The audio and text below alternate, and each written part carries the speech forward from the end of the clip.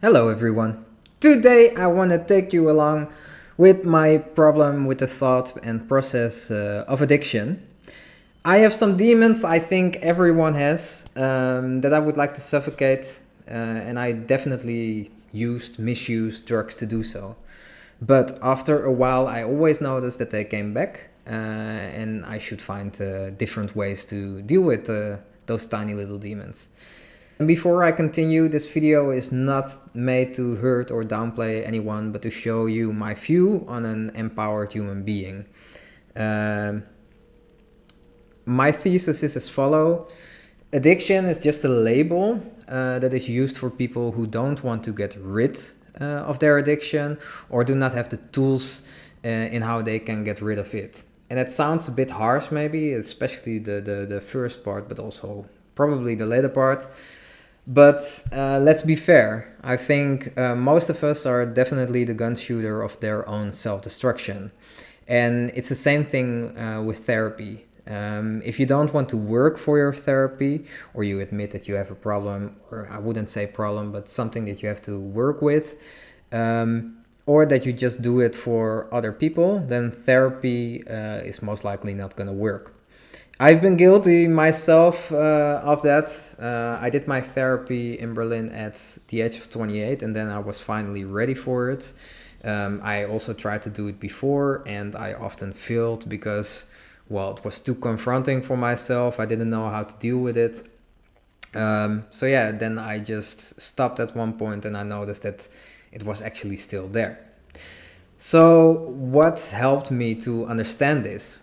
Well, as the I can't sleep without a joint abuser that I was, or the let's go to Spatey, drink some alcohol and smoke a spliff and wonder the next day why I feel so fucked.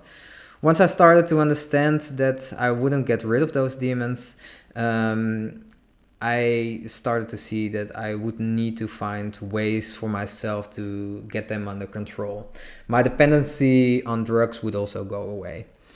So as I mentioned already before, I made a video about this. When I started my therapy, or at least before, I started with an Excel sheet to see what my triggers were and what things I could do to have a cheat code for myself, and to not struggle with myself as much.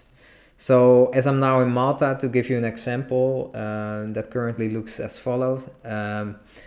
I go 6 days a week to the gym straight after I wake up. I love that because it's sort of like a cheat code for me.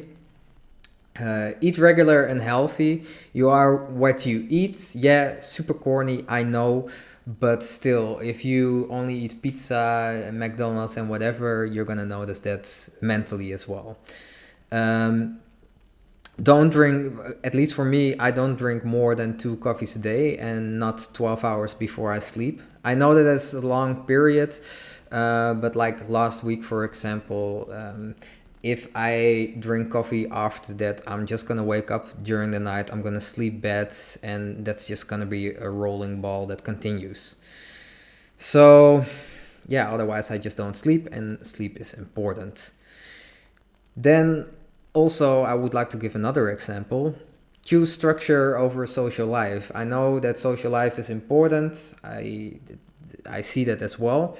But for example, last week we had a Christmas party at work. It didn't fit into my schedule. Also, I was already working 8 out of the last 9 days before that. And then on the seventh day of that week, it was the Christmas party. It didn't fit for me, so I didn't go. Um, that's just sometimes things that I have to do to keep myself, well, comfortable with myself. One other thing that I would like to mention as well, and that has not necessarily to do as much with me moving to Malta, but if you have to change your environment, this is your own responsibility as well. This could mean your friend group, for example, maybe they are continuously using drugs and you're always there. It is more likely for you to use them as well if you are not able to say no, that you might not want to be there anymore. Or the place or the city just triggers you. It might be better to take a step back then, or even move if that allows you the opportunity to help yourself. Lastly, I will be honest with you. Um, I, due to this whole understanding and also my spiritual development over the last, well, I would say 3 years. Like, I'm not the guy to say, oh, I walk around with stones and everything is spirituality. No, but I have a certain view in it, which I will still make videos about. But even though I have my cheat code, even though I know how to work with myself, some days just suck. They honestly do. Some days I wake up, I hate myself, I hate, well, basically everything about me, and then I just have to get through. I know that with some certain ways, I can help myself to make it a bit better, but some days will still suck, even though I'm a sober puppy, even though I know how to deal with myself. So yeah, for me the term addiction, I always say like I was never really addicted. Uh, People will debate on that. Yes, I was dependent, for example, on weed. Um, Again, that was also at the time that I didn't know how to deal with myself, especially coming from Berlin, where it is a place where a lot of people use drugs.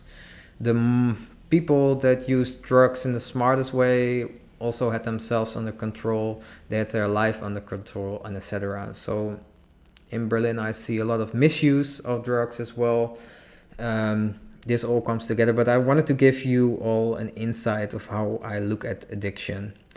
Does it exist? Yes. Is it a label? Yes. But how important is it? And are you going to use it as an excuse to not deal with the things that you have inside of you? Because at the end of the day, it's escapism, and it's most likely just filling up a void that you have inside you and that you have to deal with. So yeah, my little view on addiction. To make it clear to you all, I will continue uploading videos. I will do more. Why? Well, I see the end of the month like this basically. I'm gonna take you along in my past, I'm gonna take you along in the present, and I'm gonna take you along in the future. I thought that would be a nice idea for Christmas. Don't expect much Christmas decoration. First of all, I just moved here. Second of all, maybe this is my Christmas thing. I don't know. I should still think of something. It could also just be that I'm just gonna keep it like this. Christmas is not the most important time of the year for me. Anyways, then that's it. Then I want to wish you all happy holidays. I wish you all a very good day. I want to give you a big hug, much love, and then I see you in the next one. Ciao, ciao.